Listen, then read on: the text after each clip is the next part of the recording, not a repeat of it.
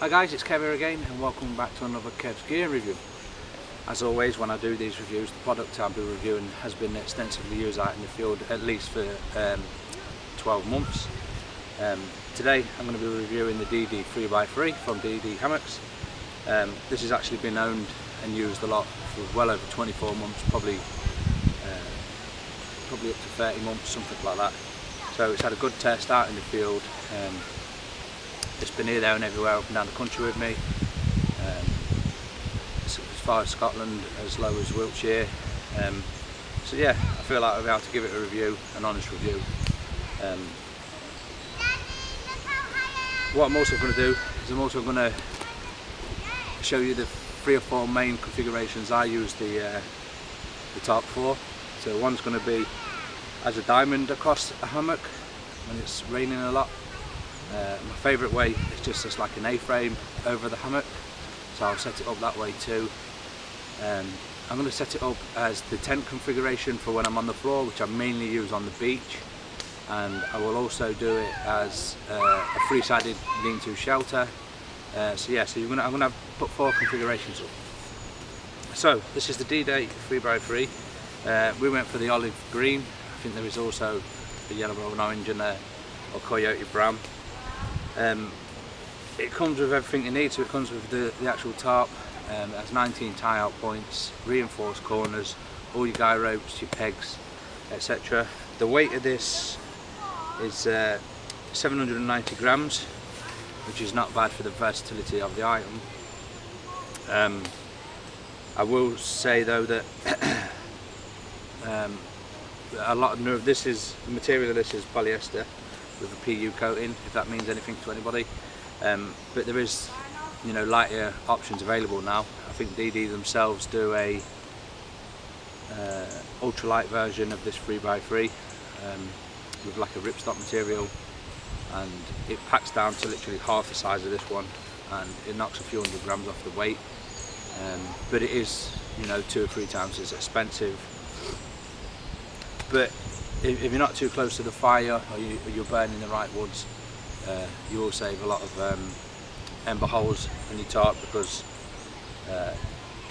these are a bit notoriously known for not handling embers very well, just by the nature of the material. So all in all, before I get it all out, I'll give it its rating now, and then I'll do the few configurations I'm going to do for you. You know, it's a good bit of kit, it's versatile, it's small enough as it is, you know, without going to the ultralights. And 3x3 meters, we've never really struggled at all using it in a hammock or on the floor with that sort of size. But for those that like a bit more admin space, they do the 4x4. So I'm just going to give it a straight out solid 8 out of 10. It could be improved in a little bit of areas. On the corners, I think the anchor points on the corners could probably do with being elasticated for any strong winds, so it maybe loses a point there, and maybe just probably loses a little bit of a point for not being able to handle embers very well, but I do understand that is just the nature of the material. So I'm going to cut this part of the video off here, and I'm going to start setting it up in the 4 configurations I most use it, and I'll show you them when they're up. DD 3x3. Okay, so this is the first configuration I'm just going to do for you today. It's probably the most standard way that most hammocks will get used. So I've just pitched off between 2 trees, and it's in your normal sort of A-frame sort of shape. Obviously no ends, but this way is probably slowing it down. You know, in my opinion, these corners could and should be elasticated. I've actually got all my setup actually on a different tarp at the moment. I have bungee cords on all the corners, as well as better pegs than what it's provided with. It only comes with this slim metal pegs, but I've upgraded to Oakwell large plastic pegs. They just seem to hold in the ground that we have around here a little bit better, which is very sandy. You don't get much of a peg hold in that, so but that's the main peg the main tarp that I'm using at the moment, which is the 10th Wonder Sargasso Extra Light, because it has the doors. You know, that's what my proper setup is at the minute. So that's the first configuration. Good points and bad points is you can get it very taut, get it very tight. You might be able to get a little bit of directional rain on your face, which in that situation you can use the diamond configuration, which is what I'm going to show you now. Okay, so now you can see I've set it up in the diamond configuration, and one of the most things that's clearly apparent straight away is that you're getting nearly an extra metre of coverage from the tree to the tree. I've just paced it out, and it's about three steps, which is just roughly about a metre, and you can actually see it's only just struggling in this configuration to fit between the trees. So all your ropes, all your guy lines, your whoopee slings, your tree huggers, or whatever that you may be using, are actually going to be covered right between the two trees now. The only downside is, and it's not proven if it works or not work, is that if we're sort of getting directional rain from here, you know, how well you're going to be covered in your hammock just there on your face, I don't really know. But obviously if you put your hammock up higher into the top of the tarp, you know, that's going to sort of help prevent that. You'll also tell from the last two configurations that I've done that I only go between two carabiners on prusik knots. I never go and thread the guy line all the way through the tabs, you know, front and back. I just prefer that for packing away reasons, etc. That's just my way I like to deploy it. Also with this, we've only got 2 peg holes that you can see, so you'll only require 2 pegs for this setup. But yeah, it's good for also if you've got the admin either side of the front to the back of your hammock, you're going to have that bit of extra coverage as well.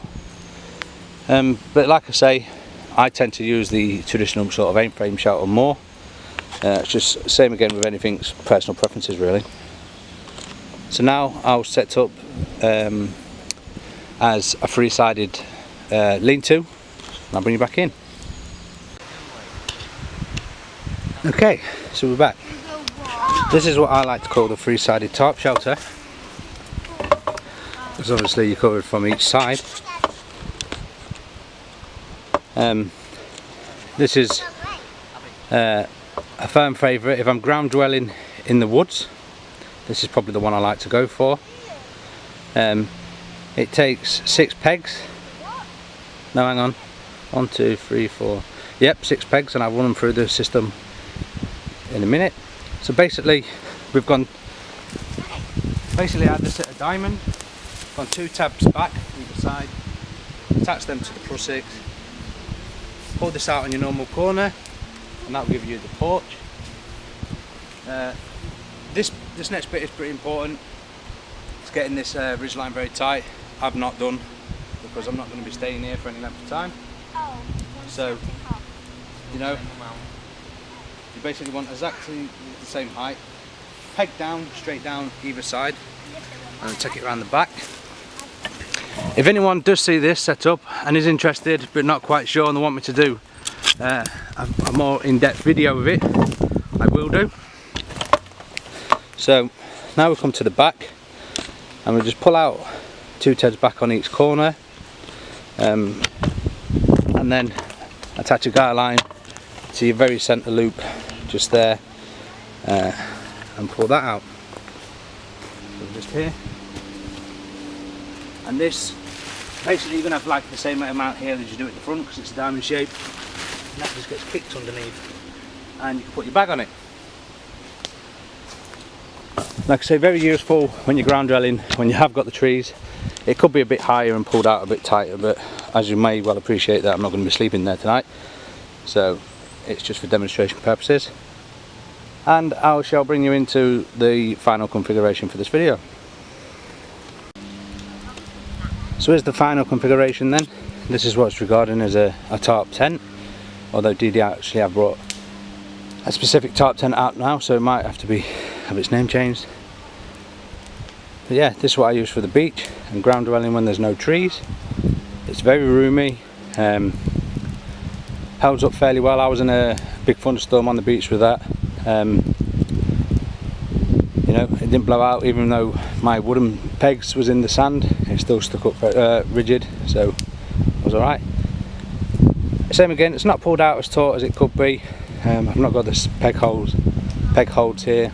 But I'll walk you around. Basically with this one though, you do need to find some suitable sticks, or like I've done here is an extendable walking sticks. 2 walking poles I brought in the woods with me today, or should I say this weekend, and that just gives you that little bit extra assurance that you're going to be able to get things taut because they extend. But there's a couple of ways you can do this. This is the most basic way. You can do it so you pull everything forward and you'll be able to close the gap off at the front if you wish, but like I say, I've been in a storm with this setup like this and I've had a problem. So basically that's the side. You know, it'll easily fit 2 people in here with 2 people's gear, because that's what we're usually having it. Again, there's the back, and the other side is the same. Now, I've used 3, 4, 5, 6, 7, 9 pegs for this, but you could easily use another 6 or even 8, because there's 3 tabs there, 2 at the back, 3 on the other side. Yeah, you can even use 8, another 8 pegs to make sure it's all secure. So there we are then. That's the DD 3x3 and a few of its configurations we can use for camping. Obviously there'll be many other uses around your home and stuff like that, but this is a camping channel, so that's what I'm focusing on. Same with the 3-sided tarp shelter. If you want me to get this exactly right, exactly taught out and do a tutorial on it, I will do, but there are plenty of tutorials on the YouTube if you look hard enough. But if you want me to do it, then I will. Keep me out of trouble. But thanks again for watching. DD 3x3. Yeah, very versatile piece of kit, very handy. Yeah, I've scored it a couple of points down from a full mark, but like I say, there could be a couple of slight adjustments just to toughen it up, and then it'll be perfect. But thanks again guys, and we'll see you in the next one.